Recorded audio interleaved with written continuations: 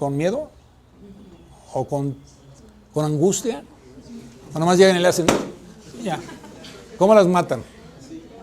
¿Así? Ok. Traten de matarlas despacito. La aprietan tantito y cuando empieza a tronar, le dan para atrás. Pobrecita cucaracha. Otra. Pobrecita cucaracha. Bueno. Ok. Esto es lo que nos pasó. Porque teníamos un presidente que se preocupaba. O sea, en ocasiones nos conviene que no sean tan preocupones, ¿ok? Pero este hombre se preocupaba. Entonces, parte del problema que tuvimos es que el ajuste no se hace. Hazlo y vámonos, ya. Y lo vemos en el tipo de cambio real, ¿ok? Lo que estamos viendo en el tipo de cambio real es cómo este es el punto de equilibrio, ¿sí? Aquí debería estar. Y lo que tuvimos fue las sobrevaluaciones y luego la devaluación, la sobrevaluación, que después, si se acuerdan, cae brutalmente al final del periodo de López Portillo. Aquí está la sobrevaluación, no se necesita ser muy mago. Es mucho más complicado que esto si la quieren hacer, pero este es simplemente tomando diferencial de precios entre los precios de una canasta de países. Bueno, si tomo esa, pero si en lugar de esto voy y digo, ¿para qué tanto? Si tengo el 100% o el 80% de mi comercio con Estados Unidos, entonces todo lo que tomo es el diferencial de precios entre Estados Unidos y México. Háganlo con eso y van a encontrar más o menos lo mismo, un poquito más altas las variaciones. Pero al final eso es lo que les importa, porque contra quien quieren ser competitivo es contra Estados Unidos, con Canadá y no con el resto del mundo. ¿Okay? Ahí está después lo que pasa en los siguientes años. Una vez que viene el cambio, tengo lo que ya vimos, que es de pronto una muy fuerte sobrevaluación en el 95 y luego viene la caída. Ok. Somos súper competitivos. Estoy aquí. ¿Okay? Cae aquí. Cae aquí. 95, 96. El dragón mexicano. El tigre mexicano. El nombre que le quieran poner. Dos cosas simultáneamente. Primero, una devaluación brutal. ¿Okay? Y segundo, entra en vigor el Tratado de Libre Comercio con Estados Unidos en 1994. ¿Sí? Realmente empieza a ejecutarse ese tratado en el 95.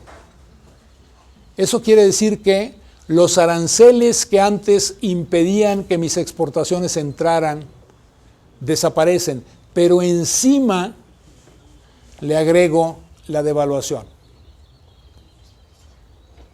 Primero pagabas a una tasa de cambio de 5 pesos por $1 y una vez que entraba tenía que pagar 20%, 15% de arancel.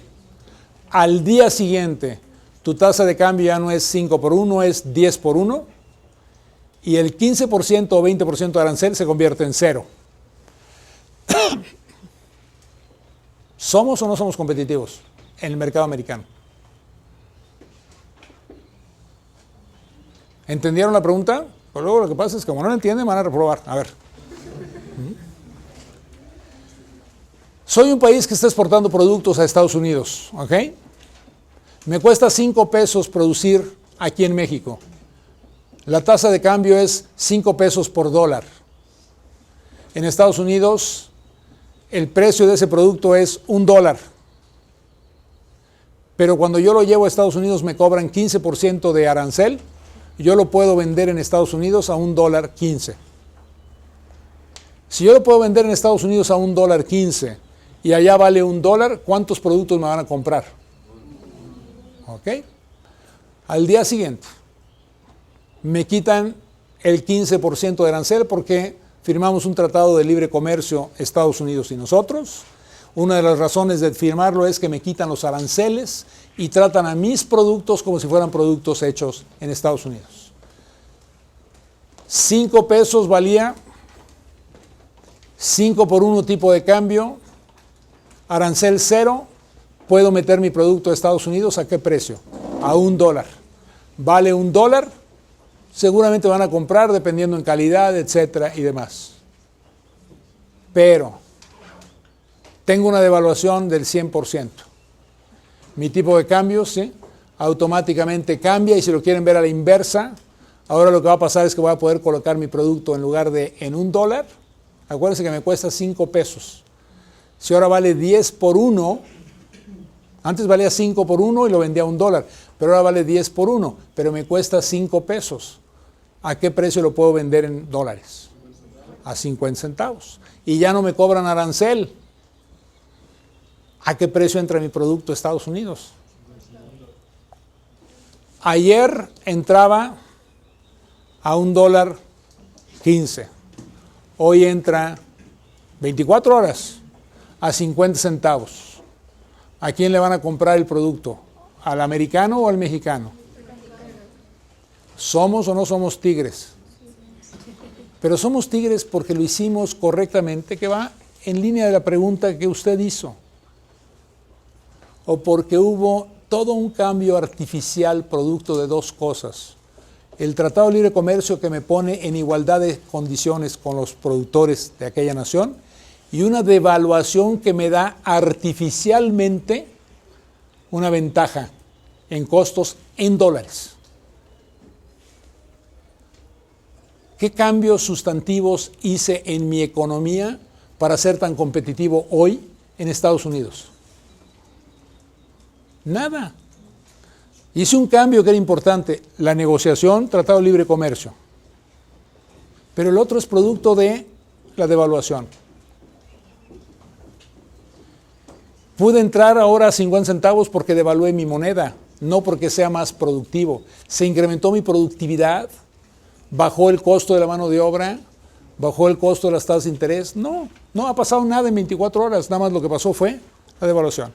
1995 es un año genial para los mexicanos, porque lo que pasa es que con una devaluación de tal volumen, todos nuestros productos eran baratísimos en Estados Unidos. Y entonces entramos como locos allá. Pero aparte piensen otra cosa, como se colapsó todo el sistema mexicano, ¿qué demanda había en México? Ninguna, y por lo tanto todo el mundo tenía que buscar un mercado, y ese mercado fue Estados Unidos. Por eso nos hicimos tan competitivos en 1995, ¿ok? Fue cuando barrimos con la industria textil de los Estados Unidos, acabamos con ellos. Los chinos en ese entonces éramos nosotros. Se veían un mexicano y lo odiaban, porque lo que pasaba es que habíamos destruido toda una industria textil americana a través de esta doble combinación. Pero eso es solo como en corto plazo, ¿no? Porque a largo plazo, si hay una devaluación tan grande, va a haber inflación, ¿no? Magnífico, y por lo tanto, ¿qué es lo que tengo que hacer para que se convierta en real? ¿Se fijaron que esto se llama tipo de cambio real? No se llama nominal. Lo que tenemos es índices. 100 es la paridad con la que empecé, y aquí puedo ver cómo estamos o por arriba o por abajo de esa paridad. ¿Ok? Entonces, todo lo que pase de aquí para acá es ventaja por la devaluación. Todo lo que pase de aquí para acá es desventaja por la apreciación. Traía una desventaja y ahora traigo una ventaja. Para que esta ventaja se mantenga, necesito evitar que haya inflación en mi país, efectivamente. ¿Ok? Y por lo tanto, todas las medidas que usted vio hace un rato son medidas para evitar que esto vuelva a dispararse. ¿De acuerdo? Si no traigo una política fiscal adecuada, si no tengo una política monetaria adecuada, esto se pierde en un ratito. Porque mi inflación va a ser mayor que la inflación de Estados Unidos y este índice va a empezar a subir otra vez. Por eso tengo que controlar la inflación, porque si no pierdo toda esta ventaja. Pero también podría haber hecho otra cosa. ¿Qué tal si te vuelves más productivo? ¿Qué tal si sube tu productividad? Y entonces tus costos bajan por unidad y eso permite que tengas una ventaja. Pues algo de eso pasa en esta etapa. Ustedes fíjense lo que pasa aquí. Lo que pasa aquí es que de pronto, a partir del 86, ¿sí?, lo que yo traigo en realidad es una liberalización comercial que me cambia completamente toda mi estructura. Estas son exportaciones petroleras y el otro son manufactureras. Exportaciones petroleras muy altas en el periodo previo. Este es nuestro amigo Jolopo, ¿sí? Y estas son de manufacturas. Cuando viene la devaluación, se cruzan, porque las manufacturas son ahora muy baratas. El petróleo pierde precio porque el petróleo, su precio está cotizado en dólares todo el tiempo. Y por lo tanto voy teniendo menos exportaciones. Pero al mismo tiempo están creciendo mis exportaciones manufactureras y México se convierte de pronto, durante el periodo de Carlos Salinas de Gortari, en un país exportador de manufacturas. Que se agudiza. Somos una nación básicamente exportadora hoy de manufacturas y no de petróleo. Esto es lo que se conoce como la despetrolización de la economía. ¿Okay? Porque lo que logramos despetrolizar fue nuestra balanza de pagos, nuestro proceso de producción. ¿Okay? Pero también es cierto que lo que hicimos fue que ahora, mientras que antes vendíamos en México, ahora dependemos del mercado exterior. Salud. Como dependo del mercado exterior, el problema que tengo es, si el Telecán me quita las ventajas que tenía, estoy compitiendo más fuerte en aquel mercado. Ah, pues este es el lloriqueo que tenemos los mexicanos. Los chinos son muy malos. Los chinos usan artificios, tienen un tipo de cambio subvaluado. Y además de que tienen un tipo de cambio subvaluado, explotan a la población. Tienen niños a los que hacen sufrir todos los días y gente a la que tienen encerrada en las empresas y no les dejan salir todo el día y toda la noche. Esclavitud. Así no voy a poder competir. Y es imposible porque si no me da a mí, no le da a ellos. Parte de eso es cierto, para eso están las reglas de la OMC, para que vayamos a la OMC y ahí discutamos si en efecto hay o no hay algunas situaciones artificiales que está usando el país. ¿Ok? Pero el hecho concreto es que en realidad lo que está pasando para nosotros es, voy perdiendo competitividad porque hay más inflación, porque subo los precios de los salarios, etcétera, y entonces tengo menos competitividad. ¿En qué mercado? Evidentemente en el Telecán. Entró un competidor que se llama China y pierdo con China en ese mercado. Necesito, por lo tanto, pensar, ¿qué debo hacer aquí adentro? Esta es la discusión de las reformas estructurales. Hazme una reforma laboral, hazme una reforma energética, ¿por qué? Porque cada una de ellas me va dando competitividad. Si me hace una reforma energética y los precios del petróleo, de la gasolina, de los combustibles se abaratan en México, entonces yo voy a ser más competitivo. Si me hace una reforma laboral y no tengo que pagar toda esta serie de pagos sociales, entonces tengo eso.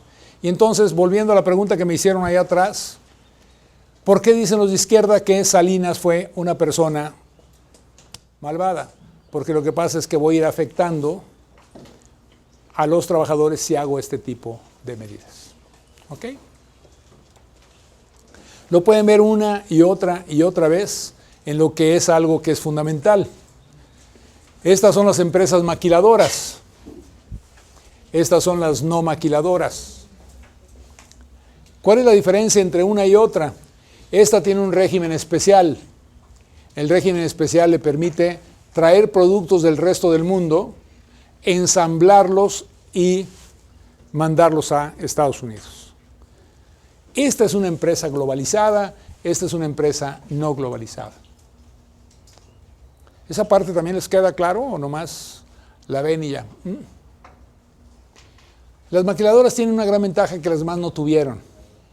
Las maquiladoras se les dio un régimen especial y se les dijo, puedes traer los insumos de la parte del mundo que quieras para que te sea lo más barato posible producir, empleas mano de obra mexicana, te pones en la frontera y exportas a Estados Unidos.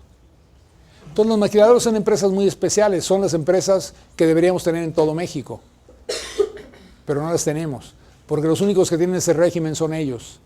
El que quiera también exportar y se instale en México, no le permiten necesariamente que traiga producto del extranjero para ensamblarlo en México y luego exportarlo.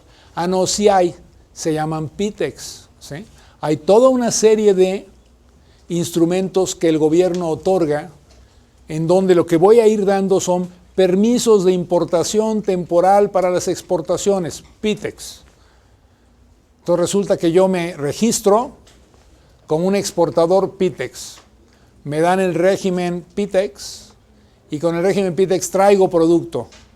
Traigo mezclilla de China. La proceso aquí en pantalones y la mando a Estados Unidos. Hago lo mismo que está haciendo una empresa maquiladora. Soy en efecto una maquiladora. Excepto que se me pierden unos cuantos miles de metros de mezclilla. Y se aparece en el mercado de la Lagunilla. Ese es el problema, ¿ok? Que cuando tengo todos estos regímenes especiales, lo que estoy provocando son posibilidades de corrupción. El que tenga el régimen PITEX tiene ventaja sobre quien no lo tenga. Si yo traigo la mezclilla de China barata, digo que voy a usar 150,000 metros y nada más uso 100,000 y vendo 50,000 en el mercado de la Lagunilla o la 46 aquí o no sé cuál será, ¿sí? ¿Qué es lo que me pasa? Que estoy cometiendo corrupción y al mismo tiempo entré en un mundo de ilegalidad. Por lo tanto, la solución, ¿cuál debería ser? Quítate todas esas restricciones, deja que todo el mundo pueda importar lo que quiera y hazte competitivo. ¿Sí? Pues no, porque eso me pega, me afecta, el empleo. Todas estas son las discusiones de por qué no se hacen las reformas. Porque tenemos grupos de interés que no están dispuestos de perder sus intereses. ¿Okay? Esto nos coloca como un país que está en la frontera de exportación. Número 2, una vez que llegamos a esta situación. ¿Ok? Esta es la importancia de México. Las relaciones internacionales, esta es la importancia de México. ¿Ok? ¿Cuál es el país más poderoso? ¿El que va y presta y dice o el que es muy cuate? Pues los Estados Unidos, ¿no? Y son de lo más antipáticos, pero dan un montón de dinero, apoyan, pueden hacer invasiones. Nosotros no podemos invadir aunque querramos, ¿sí? Y no podemos invadir porque no tenemos la tecnología. ¿Cuántos jets F-16 se producen en México? Bueno, pues entonces nunca le vamos a ganar a los gringos, ¿sí? ¿Qué hacemos? Compramos un jet. ¿Cuál nos venden? El F-14. Ahora sí vamos a agarrarnos a golpes. Yo tengo el F-16, tú el F-14, a ver quién gana. Además, las refacciones te las vendo yo. Bueno, ¿qué creen que está pasando en Libia? El problema de Libia no es nada más la zona de que no haya vuelo, es si no le están dando el resurtimiento, el reaprovisionamiento de sus balas y esto y lo otro, y todos los rifles son producidos en los países europeos o americanos, pues el ejército de Gaddafi se va a quedar sin balas dentro de poco. O van a tratar de matar lo menos posible para que se queden con balas, ¿sí? Todo eso lo tienen que pensar si están en relaciones internacionales, ¿ok? Ese es el juego. El juego es, yo te voy a surtir armas, ¿por qué me interesa a mí venderte yo mis armas? Aparte que tengo la industria y que eso es lo que me importa y demás, pues porque entonces dependes de mí. ¿Quién te va a reponer los cartuchos? ¿Quién te va a entrenar a tus soldados? ¿Quién? Yo. Y por lo tanto el gran pleito es sí quiero que haya venta porque tengo la industria, pero también porque con eso tengo influencia encima de ti. Si se van a dedicar a relaciones internacionales, tienen que pensar en términos de influencia. ¿Cómo influyo? ¿Cómo controlo? ¿Cómo manejo? Pues sí, pues claro. Pero un país maquilador tendría influencia todavía. Ese es el problema. Y por lo tanto, lo que es una tontera es que seamos un país maquilador. Porque el problema de que yo soy un país maquilador es que puedo vender mucho, pero dependo de tecnología que no es la mía. No exportamos aviones.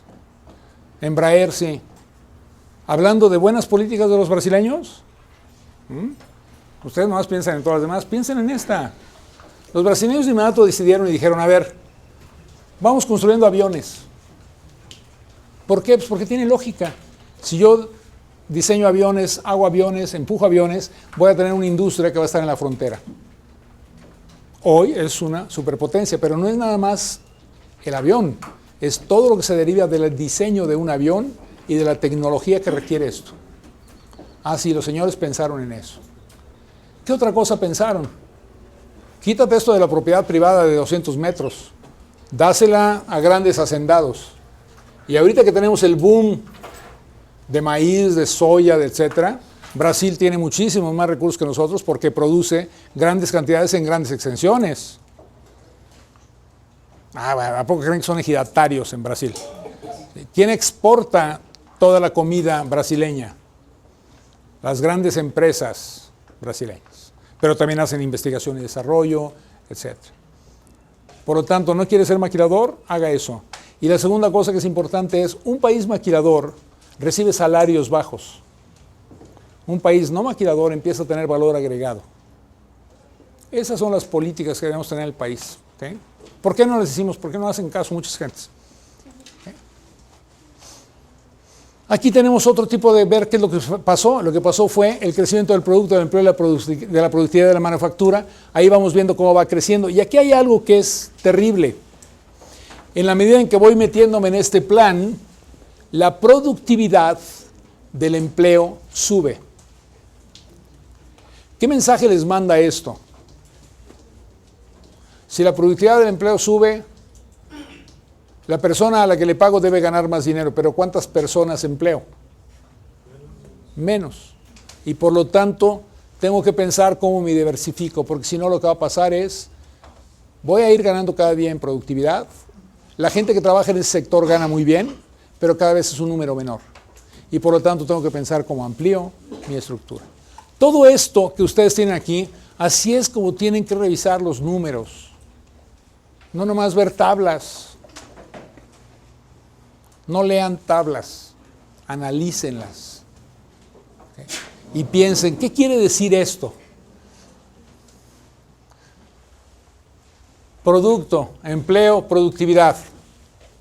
Si la productividad se está incrementando, es evidente que lo que está bajando es la generación de empleo. Ese tiene un concepto muy claro de política pública. Si nada más ven la tabla, me van a poder repetir los números. Entonces la pregunta va a ser, a ver, ¿cómo se dio el proceso de productividad en México en tal y tal? Pues pasó de 1.8 a 1.4 a 2.7. Ok. Bien, 10. No. ¿Qué quiere decir eso? ¿Qué significa para ustedes? ¿Qué política pública pueden pensar de esto? Cada número tiene historia. Así tienen que leer, ¿ok? Así tienen que leer. No nomás leer. ¿Qué estoy entendiendo? Las pruebas PISA son pruebas de comprensión, no son pruebas de memorización. ¿Qué tanto entiende de lo que lee una persona? 42% de nuestros estudiantes no entienden lo que leen. Sí lo leen, no son analfabetos. Leen. Y luego le dice, bueno, ok, entonces ¿qué de esto qué? No, pues no sé. ¿Ya leíste el instructivo? Sí, ya lo leí. ¿Le entendiste cómo tienes que armarlo? Sí, señor. Ok, ve y ármalo. Regresa 2 horas después. No pude. ¿Cómo que no pudiste? ¿No dijiste que sí lo habías entendido? Pues es que me queda muy claro esto de que le tiene que apretar un tornillo por arriba y luego por abajo. ¿Qué quiere decir eso?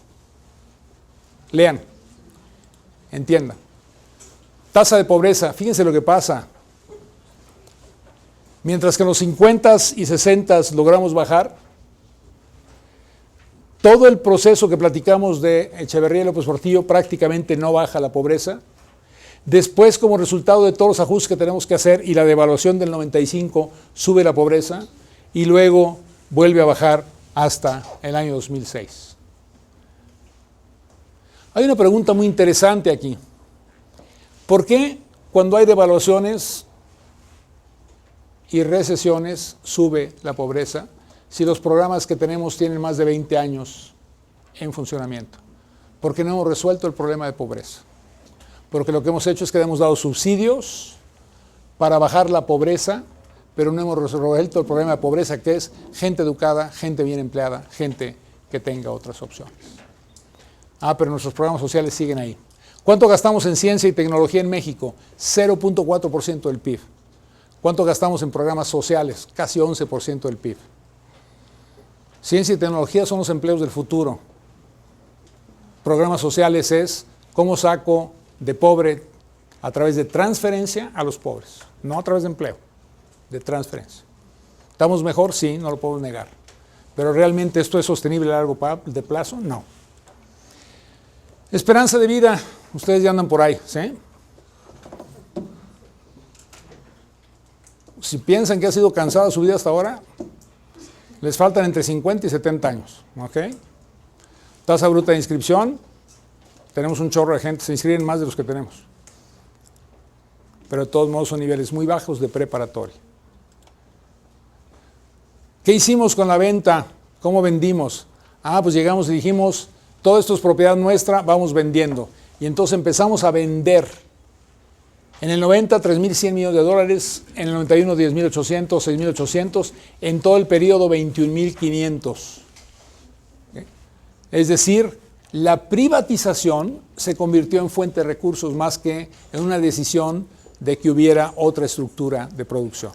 Y entonces, unos porque se lo queríamos dar a nuestros cuates y otro porque queríamos dinero, la privatización no corresponde a lo que debería haber sido un proceso de privatización adecuado. Y bueno, ¿qué hicimos con el dinero? Pagamos déficit financiero, redujimos deuda. ¿Sí? Y esto es lo que me está permitiendo tener los equilibrios que tengo al día de hoy. La deuda externa, pues ahí está. Nos hemos ido resolviendo, ha ido bajando y por lo tanto cada vez tenemos menos impacto y esto es lo que hemos hecho bien. No hay muchos países en el mundo que tengan este nivel de deuda externa como proporción al PIB. Estados Unidos va que vuela para 100% y un poco más. ¿Okay? Entonces la pregunta que se tiene que hacer el gobierno y ustedes también es, a ver, los americanos simpáticos y todo lo demás, el dólar, moneda de reserva, están gastando como si fueran marineros en una cantina. ¿Qué va a pasar cuando no puedan conseguir el dinero? Por supuesto que nos va a afectar a nosotros, ¿ok? No le crean lo que dice el Banco de México. La conclusión. Lo que ustedes tienen que pensar es que lo que ha pasado en todo este siglo es, ¿sí?, se ha visto marcado por una red cohesionada y entonces lo que tenemos es que en este siglo no hemos logrado sustituir esa red. Había un partido en el poder, era un poder hegemónico, teníamos un presidente que tomaba decisiones, esto nos permitía que hubiera una serie de arreglos y de estructuras de poder que se destruyen con todos estos ciclos, primero de Echeverría, luego de López Portillo y finalmente con los ajustes que tiene que hacer Miguel de la Madrid, Salinas, la crisis del 95 y luego el cambio de gobierno en el año 2000. Esta ruptura del equilibrio político y del equilibrio de grupos de poder no la hemos podido resolver en el siglo XXI. ¿Okay? Y ese es el problema que tenemos nosotros, ¿sí? Lo que tenemos es confusión. No hemos logrado crear lo que ellos sí lograron crear después del año 30. Pero también por eso les enseñé eso, para que no se desesperen demasiado. Les faltan 20 años de confusión. Y a partir del año 2000, que estamos ahorita, 11, ¿sí? En el año 2031 ya va a estar bien.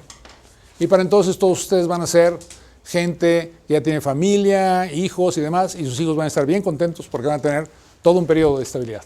¿Okay? Si no quieren hacer eso, métanse y participen. Porque no hemos podido poner reformas de segunda generación en el plano económico, es decir, no hemos llegado a las reformas laborales, a la reforma energética, a las cosas que me van a dar competitividad. Porque hemos sido incapaces de fomentar el desarrollo de la clase empresarial pequeña y mediana. Y porque no logramos consolidar una clase media en la nación. Sí, sí ha mejorado, sí, sí hay más clase media, sí, sí tienen televisión, sí, nomás que todo eso con 6,000 pesos al mes no alcanza. ¿Ok? Y entonces la pregunta es que si es un caos o un desorden, pues les voy a decir, todo eso les voy a mandar, léanlo, pero les voy a decir lo que me dijo un alemán cuando yo estaba desesperado, creo que ya se los conté. Ya desesperado. Le dije, yo no sé qué estamos haciendo mal, mano, ¿de veras? Ya no entiendo nada. Y entonces me dijo, ¿por qué? ¿Cuál es el problema? Le dije, mira, traemos un desorden espantoso. Y el tipo me dijo, es absolutamente lógico que cuando destruyas un orden, haya desorden. Lo que tienes que tener cuidado es que no haya caos. Eso me levantó el ánimo. En los siguientes 3 años dije, bueno, hay desorden, pero no hay caos. ¿Sí? No sé qué hay ahorita, ustedes hagan su cuenta. Tenemos nuevos actores del poder, ¿sí? La democracia mexicana está formulada de la manera equivocada. Está diseñada para partidos políticos, no está diseñada para participación de la sociedad. O sea, ustedes no pueden participar directamente. Tienen que ser parte de un partido político, por lo tanto está diseñado para un partido político. Y eso está mal. Uno de los grandes problemas es que los partidos políticos dominan la política. Yo no entiendo, se supone que en el artículo 17, uno de los derechos políticos de un ciudadano mexicano es votar y ser votado. Se supone que la Constitución es la ley suprema y nada la puede rebasar. Entonces, ¿por qué no te puedes lanzar tú como presidente? Porque la ley que regula la manera como se da el proceso electoral en el país, tenemos un derecho constitucional, tenemos unas leyes y luego tenemos unos procedimientos. Así está diseñado todo. ¿Okay? El derecho constitucional dice que puede ser votado. La ley dice que para que participe tiene que estar como parte de un proceso y el procedimiento dice que tiene que estar en el partido. ¿Ok? Entonces usted va y dice, no me están respetando mis derechos constitucionales porque no puede ser votado, y la respuesta va a ser, por supuesto, métase al partido y puede ser votado. ¿Ok? Entonces, a ver, no da. No, sí da. Porque si usted se mete al partido y nadie se lo impide, no le estamos diciendo que tiene que ser de este partido. Puede ser cualquier partido, puede hacer su propio partido, usted va a ser votado. Por lo tanto, no estamos afectando su derecho constitucional. No soy abogado, ¿qué quiere que le diga? Entonces, este es el problema que traemos, ¿sí? Y el problema que traemos es que las diferentes instituciones sociales son las que están sacando ya cada día más y más esto. Y hay algo que está pasando en México. Se está empezando a armar este otro pleito, ¿sí? Privados contra públicos.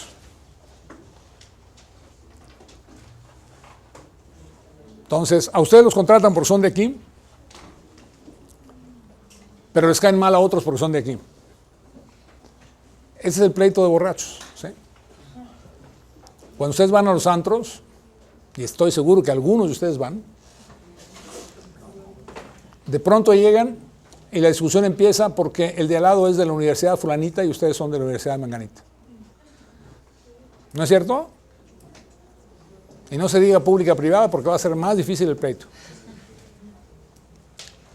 Por lo tanto, lo que tienen que pensar ustedes es, no hay separación de eso, todos somos lo mismo, trabajemos como equipo. Este es un solo México, hay que trabajar por él. Pero desafortunadamente se están dando todas estas rupturas, ¿ok?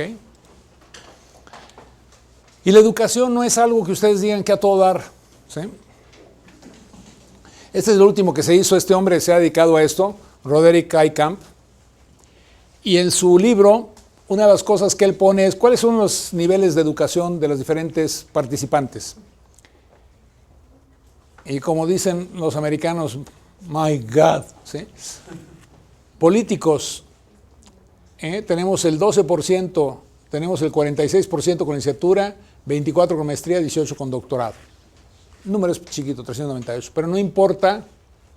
Tengo intelectuales, 28 con secundaria, 19 con licenciatura, 19 con maestría, 34 con doctorado. Tengo empresarios, 60 con licenciatura, 15, 2, 23. Tengo militares, 6, 60, 31, 3. Y tengo al clero. El más educado, sin duda, así es. Le seguimos, fíjense, le seguimos los intelectuales. Y luego ya los demás. ¿Okay? Este es parte del problema. Nuestras clases políticas, nuestras clases sociales no están muy capacitadas, ¿ok?